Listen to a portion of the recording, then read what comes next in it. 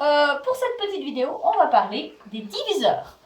Toujours dans l'aide-mémoire, vous pouvez prendre l'AMS 403 et là, on va expliquer ce que sont les diviseurs. La première chose qu'il faut se souvenir, c'est que un diviseur est un nombre qui divise un autre nombre. Donc, le plus grand diviseur d'un nombre, c'est lui-même. Et le plus petit diviseur d'un nombre, c'est 1. Toujours. Pour chercher les diviseurs, ils vont toujours par 2. On fait une liste comme pour les multiples, sauf qu'on met D comme diviseur. Par exemple, on va chercher les diviseurs de 24.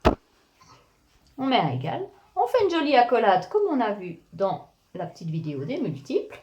Et puis, on sait que le premier diviseur, c'est toujours 1. Et le dernier, c'est toujours lui-même. On laisse de l'espace entre pour pouvoir noter tous les diviseurs de 24. Et ensuite, on cherche un chiffre après l'autre. On prend, après le 1, il y a le 2. Est-ce que le 24 se divise par 2? C'est là que c'est important d'avoir les critères de divisibilité, parce que sinon, ça prend beaucoup de temps. Je sais que les diviseurs par 2, les nombres qu'on peut diviser par 2 sont pairs, 24 est pair, donc je sais que ça marche. Je réfléchis, 2 fois combien égale 24? 2 fois 12. Et je mets 100 compagnons, ils sont toujours par 2. Je cherche maintenant, après 2, il y a 3, donc je cherche avec 3. 3 fois quelque chose égale 24, ou 4 plus 2 égale 6, oui ça marche. Donc je vais pouvoir trouver le compagnon de 3. 3 fois 8, si je sais mes livrets, ça va nettement plus vite. Donc un petit conseil, c'est de les répéter.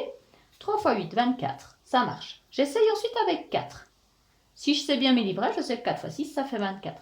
Sinon, je vérifie, je peux diviser par 2, ça fait 12, et rediviser par 2, ça fait 6. Donc, c'est divisible par 4.